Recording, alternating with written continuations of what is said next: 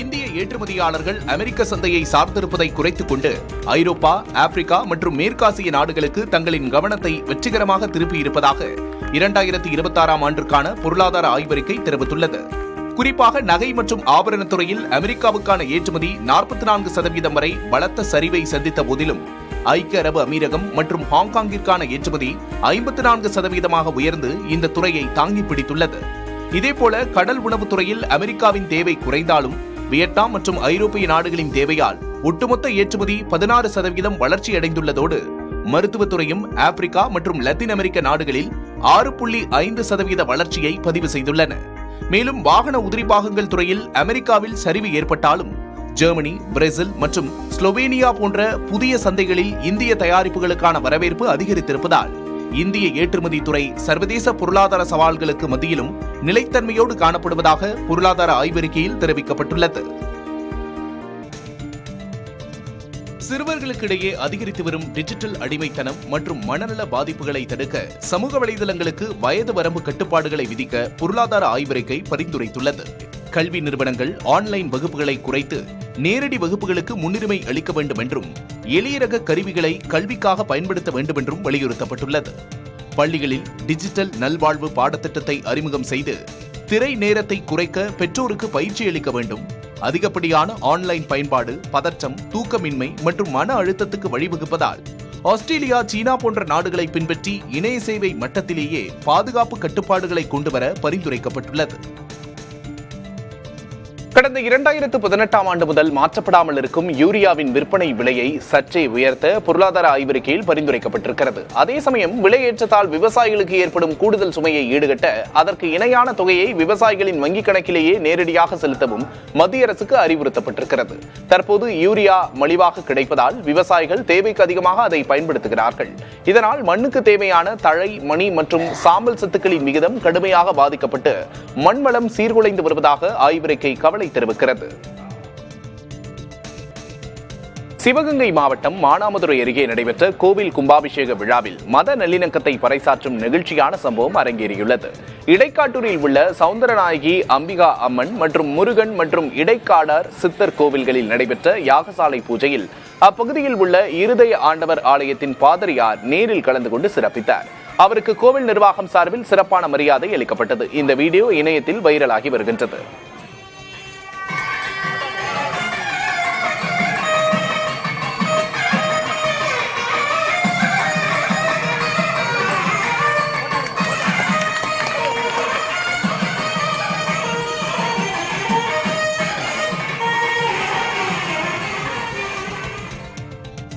தூத்துக்குடி மாவட்டம் திருச்செந்தூர் அருகே கிறிஸ்தவ ஆலய விழாவை முன்னிட்டு கிராம மக்களே சமைத்து பிரம்மாண்டமான அசன விருந்தளித்தனர். மெய்ஞானபுரத்தில் உள்ள பரிசுத்த பவுலின் ஆலயத்தில் 179வது ஆலய பிரதிஷ்டை விழா மற்றும் அசன விருந்து நடைபெற்றது. இதனையொட்டி 9 டன் அரிசி, 7 டன் பருப்பு, 5 டன் காய்கறிகளை கொண்டு 20க்கும் மேற்பட்ட அண்டாக்களில் சாப்பாடு, கமகமென சாம்பார், பட்டாணி பருப்பு கூட்டு ஆகியவை சமைக்கப்பட்டது. சமைக்கப்பட்ட சாம்பாரை ஒரு இடத்திலிருந்து மற்றொரு இடத்திற்கு கொண்டு செல்ல சுமார் 100 மீட்டர் நீளத்திற்கு தொட்டி போன்ற அமைப்பும் அமைக்கப்பட்டிருந்தது. சுற்றுவட்டார பகுதிகளைச் சேர்ந்த பொதுமக்கள் விருந்தில் பங்கேற்றதோடு வீட்டிற்கும் உணவை வாங்கிச் சென்றார்கள். உயர்கல்வி நிறுவனங்களில் மாணவர்களுக்கிடையே சமத்துவத்தை கடைபிடிப்பதற்கு என யுஜிசி கொண்டு வந்த விதி திருத்தத்துக்கு உச்சநீதிமன்றம் இடைக்கால தடை விதித்துள்ளது. யுஜிசியின் புதிய விதிகள் நியாயமற்றவையாக உள்ளன என்றும் பொதுப்பிரிவு மாணவர்களுக்கு இதில் போதிய பாதுகாப்பு இல்லை என்றும், எனவே இது தவறாக பயன்படுத்தப்பட வாய்ப்பிருப்பதாகவும் பொதுநல மனுவில் கூறப்பட்டிருந்தது. இதனை விசாரித்த தலைமை நீதிபதி சூரியகாந்த் தலைமையிலான அமர்வு பொதுநல மனுக்களுக்கு பதிலளிக்குமாறு மத்திய அரசுக்கும் யுஜிசிக்கும் உத்தரவிட்டது. மேலும் இந்த திருத்தம் தெளிவற்றதாக இருப்பதாகவும் தவறாக பயன்படுத்தப்பட வாய்ப்பிருப்பதாகவும் நீதிபதிகள் கருத்து தெரிவித்திருந்தனர். தேர்தல் நேரத்தில் பணி நிரந்தரம் கோரி போராட்டம் நடத்துவது ஃபேஷன் ஆகிவிட்டதாக அமைச்சர் மா சுப்பிரமணியன் கூறியதற்கு முன்னாள் அமைச்சர் சி வி சண்முகம் கடும் கண்டனம் தெரிவித்துள்ளார். திராவிட முன்னேற்றக் கழகம் நீங்கள் கொடுத்த வாக்குறுதி எண்ணை சொல்லி இந்த வாக்குறுதி எண்ணின்படி எங்களுடைய வாக்குறுதியை நாங்கள் நிறைவேற்றுவோம் என்று நீங்கள் சொன்னீர்களே, அதை நிறைவேற்றுங்கள் தான் என்று அவர் கேட்கிறார்களுக்கு தவிர வேறு எந்த புதிய கோரிக்கையும் அவர்கள் கேட்கவில்லை. இப்படி பொய்யான வாக்குறுதிகளை நிறைவேற்ற முடியாத தெரிந்தே பொய்யான வாக்குறுதிகள் கொடுத்து இந்த ஏமாற்றிருக்கிற அப்படிப்பட்ட அரசூர்களை பார்த்து இன்றைக்கு அதனுடைய அமைச்சர் அவர்கள் ஃபேஷனாக போய்விட்டு என்று சொல்கிறார். இது ஆணவத்தின் உச்சம். ஊழியர்களை பார்த்து இன்றைக்கு ஃபேஷன் ஆகிவிட்டது என்று சொல்லுகிறார். இது உண்மையிலே இந்த அரசினுடைய அழிவு காலத்தை நெருங்கிவிட்டது என்பதை காட்டுகிறது. அதிக அளவில் பதப்படுத்தப்பட்ட உணவுகளின் பயன்பாடு குறைக்கப்பட வேண்டுமென அரசுக்கு பொருளாதார ஆய்வறிக்கையில் பரிந்துரைக்கப்பட்டுள்ளது. பிஸ்கெட்டுகள், சிப்ஸுகள், மென்பானங்கள், நூடுல்ஸ்கள் போன்ற அதிக அளவில் பதப்படுத்தப்பட்ட உணவுகளின் பயன்பாடு பல மடங்கு அதிகரித்துவிட்ட நிலையில் உடல் பருமன் உள்ளிட்ட பிரச்சனைகளும் பரவலாகிவிட்டதாக ஆய்வறிக்கை கூறுகிறது. எனவே இந்த வகை உணவுகளின் பயன்பாட்டை குறைக்க வேண்டும் என்றும் இவற்றின் விளம்பரங்களை ஊடகங்களில் வெளியிட கட்டுப்பாடுகள் விதிக்கப்பட வேண்டும் என்றும் பரிந்துரைக்கப்பட்டுள்ளது. அதிக கொழுப்பு, சர்க்கரை, உப்புள்ள உணவுப் பண்டங்களில் அது குறித்த எச்சரிக்கை வாசகம் இடம்பெற வேண்டும் என்றும் பரிந்துரைக்கப்பட்டுள்ளது. இவ்வகை உணவுகளின் பயன்பாட்டை தடுக்க பலமுனை நடவடிக்கைகள் தேவை என்றும் கூறப்பட்டுள்ளது. இந்தியா தனது இலக்குகளை எட்டும் நோக்கிலேயே ஐரோப்பிய யூனியனுடன் வர்த்தக ஒப்பந்தம் செய்து கொள்ளப்பட்டதாக பிரதமர் மோடி தெரிவித்துள்ளார். புதிய சந்தைகள் திறக்கப்படுவதால் அதை இந்திய உற்பத்தியாளர்கள் பயன்படுத்திக் கொள்ள வேண்டும் என்றும் அவர் அறிவுறுத்தினார். நிதியமைச்சர் நிர்மலா சீதாராமன் தொடர்ச்சியாக 9வது பட்ஜெட்டை தாக்கல் செய்ய உள்ளதாகவும், இந்தியாவில் எந்த ஒரு பெண்ணும் இந்த சாதனையை செய்ததில்லை என்றும், இது இந்திய ஜனநாயகத்தின் சிறப்பான தருணங்களில் ஒன்று என்றும் பிரதமர் குறிப்பிட்டார். நாடாளுமன்ற வளாகத்தில் செய்தியாளர்களை சந்தித்தபோது பிரதமர் இவ்வாறு பேசினார். காங்கிரஸ் கட்சிக்குள் கருத்து வேறுபாடுகள் நிலவுவதாக வெளியான தகவல்களுக்கு முற்றுப்புள்ளி வைக்கும் வகையில் மூத்த தலைவர் சசி தரூர் டெல்லியில் காங்கிரஸ் தலைவர் மல்லிகார்ஜுன கார்கே மற்றும் ராகுல் காந்தியை சந்தித்து பேசியுள்ளார். அப்போது வரவிருக்கும் கேரள சட்டப்பேரவை தேர்தல் வியூகங்கள் மற்றும் கட்சி ஒற்றுமை குறித்து ஆலோசிக்கப்பட்டதாக தகவல்கள் தெரிவிக்கின்றன. சந்திப்புக்கு பிறகு செய்தியாளர்களிடம் பேசிய சசி தரூர், நாங்கள் அனைவரும் ஒரே அணியில்தான் இருக்கிறோம், மக்களுக்காக ஒன்றிணைந்து செயல்படுவோம் என தெரிவித்தார். சமீப காலமாக காங்கிரஸ் தலைமை சசி தரூர் இடையே மன வருத்தம் இருப்பதாக செய்திகள் வெளியாகி வந்தன. இந்த நிலையில் இந்த சந்திப்பு சலசலப்புகளை முடிவுக்கு கொண்டு வந்துள்ளதாக அரசியல் வட்டாரங்கள் கருதுகின்றன. சென்னையில் உள்ள அரசு கல்லூரியில் கேண்டீனில் பணிபுரியும் பெண் பாலியல் வன்கொடுமை செய்யப்பட்ட விவகாரத்தில் 3 கைது செய்யப்பட்டுள்ளனர். அரசு கல்லூரி கேண்டீனில் பணிபுரியும் இளம்பெண் பாலியல் வன்கொடுமை செய்யப்பட்டதாக சமூக நல அலுவலகத்தின் ஒன் ஸ்பாட் மைய நிர்வாகி காவல்துறையிடம் புகார் அளித்துள்ளார்.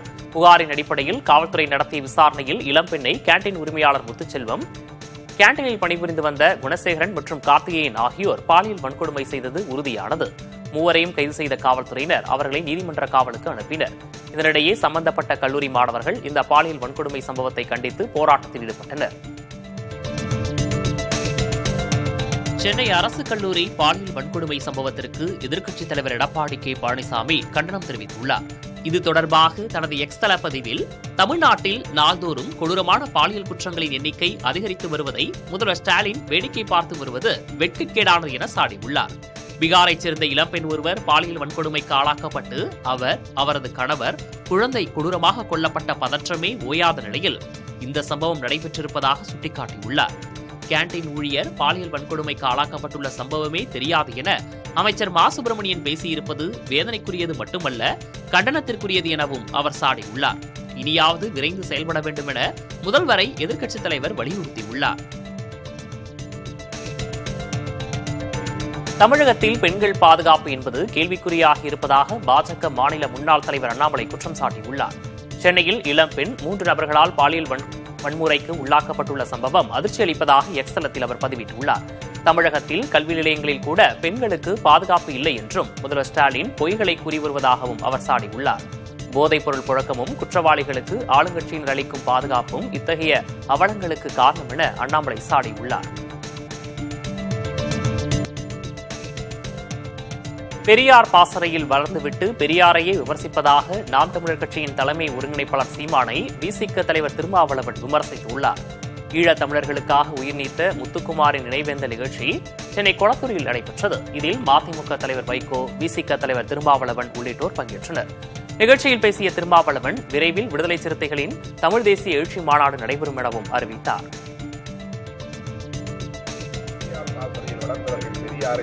பெரியாரும் ஒரு மண்ணுதான் என்று சொல்லக்கூடிய நிலை உருவாகி இருக்கிறது.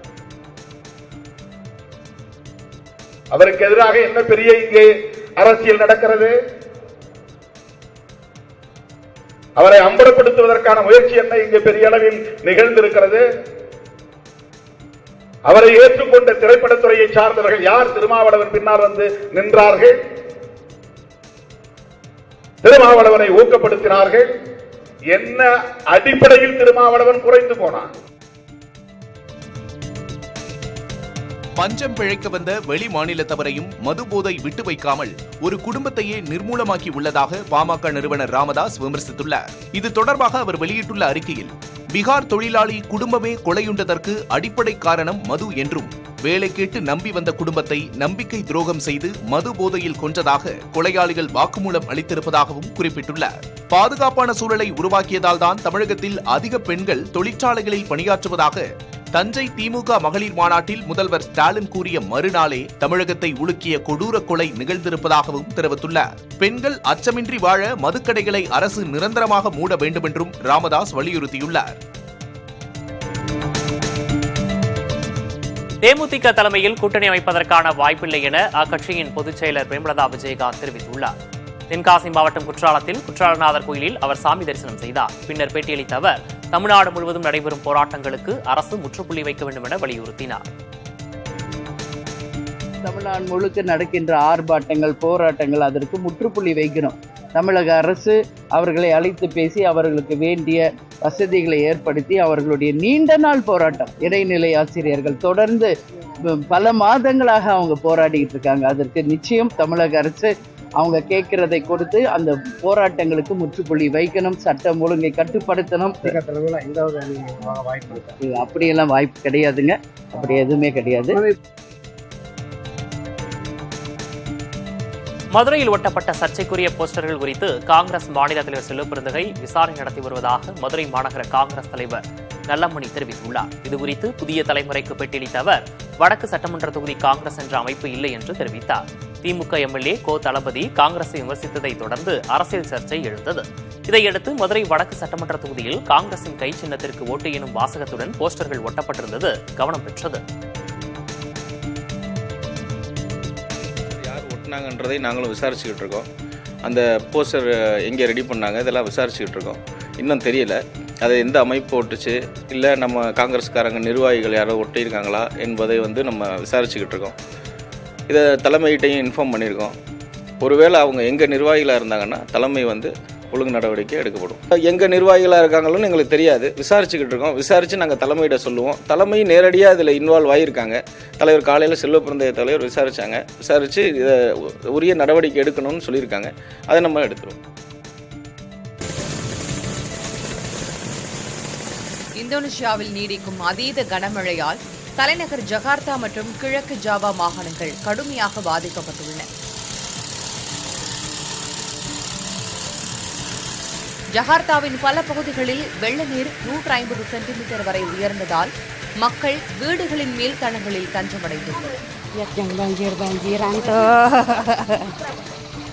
1800க்கும் மேற்பட்ட மக்கள் முகாம்களில் தங்க வைக்கப்பட்டுள்ளனர். சிலிவிங் ஆற்றங்கரையோர மக்களுக்கு உயர்மட்ட எச்சரிக்கை விடுக்கப்பட்டிருக்கிறது. முக்கிய சாலைகள் நீரில் மூழ்கியதால் பேருந்து மற்றும் ரயில் சேவைகள் ரத்து செய்யப்பட்டுள்ளன. ஜம்பர் மாவட்டத்தில் நிலச்சரிவு மற்றும் திடீர் வெள்ளப்பெருக்கால் நூற்றுக்கணக்கான வீடுகள் மற்றும் கல்வி நிறுவனங்கள் சேதமடைந்துள்ளன. லா நினா காலநிலை மாற்றமே இந்த அதீத மழை பொழிவுக்கு காரணம் என அந்நாட்டு வானிலை ஆய்வு மையம் தெரிவித்திருக்கிறது.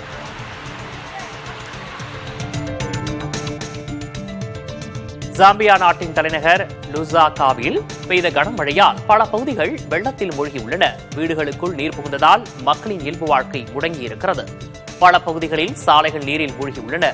குப்பைகளால் நோய் தொற்று பரவும் அபாயம் ஏற்பட்டுள்ளதாக மக்கள் கவலை தெரிவிக்கின்றனர்.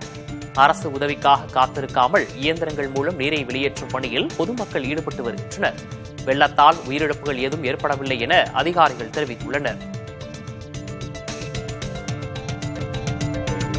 குடியரசு தின விழாவின் நிறைவை குறிக்கும் வகையில் டெல்லியில் முப்படைகள் பாசறைக்கு திரும்பும் நிகழ்ச்சி கோலாகலமாக நடைபெற்றது. இந்த நிகழ்ச்சிக்கு குடியரசுத் தலைவர் திரௌபதி முர்மு பாரம்பரிய குதிரை வண்டியில் வருகை தந்தார்.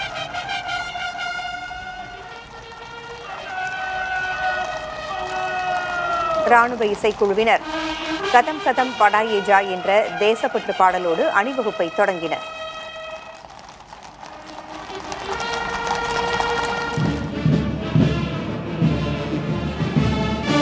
மத்திய ஆயுத காவல் படையின் இசைக்குழு இந்தியாவின் கலாச்சாரத்தை போற்றும் வகையில் விஜய் பாரத் என்ற புதிய மெட்டை இசைத்தனர்.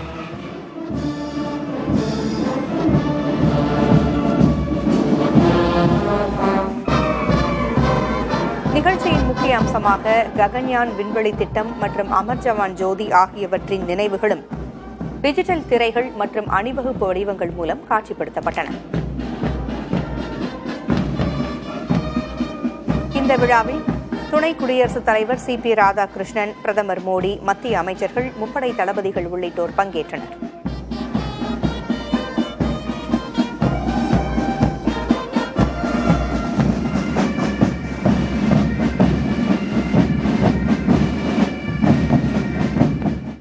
நவீன இயந்திரங்கள் வாங்க ஜவுளி நிறுவனங்களுக்கு 20 விழுக்காடு மானியம் வழங்கப்படும் என்று முதல்வர் மு.க. ஸ்டாலின் அறிவித்துள்ளார். கோவையில் நடைபெற்ற சர்வதேச ஜவுளித்துறை மாநாட்டில் காணொலி மூலம் பேசிய முதல்வர், ஆயத்த ஆடைகளை அதிக அளவில் ஏற்றுமதி செய்யும் மாநிலம் தமிழ்நாடுதான் என தெரிவித்துள்ளார். பல்வேறு தரப்பினரின் கோரிக்கை ஏற்று ஜவுளி நிறுவனங்களுக்கு அதிநவீன நெசவு மற்றும் பின்னலாடை இயந்திரங்களை கொள்முதல் செய்ய 20 விழுக்காடு மூலதன முதலீட்டு மானியம் வழங்கப்படும். இதுக்காக ஆண்டுதோறும் 30 கோடி ரூபாய் நிதி ஒதுக்கீடு செய்யப்படும்னு அறிவிக்கிறதுல மகிழ்ச்சி அடைகிறேன். அதே நேரத்தில் இந்த மாநாட்டில் கூடியிருக்க இந்தியா மற்றும் வெளிநாடுகளைச் சேர்ந்த தொழில் முனைவோர்களுக்கு ஒரு வேண்டுகோளையும் வைக்க விரும்புகிறேன். மிகச்சிறந்த உட்கட்டமைப்பை கொண்ட தமிழ்நாட்டில் முதலீடு செஞ்சு நீங்களும் வளர்ந்து தமிழ்நாட்டுக்கு வேலைவாய்ப்புகளை வழங்க வேண்டும் என்று கேட்டுக் கொள்கிறேன்.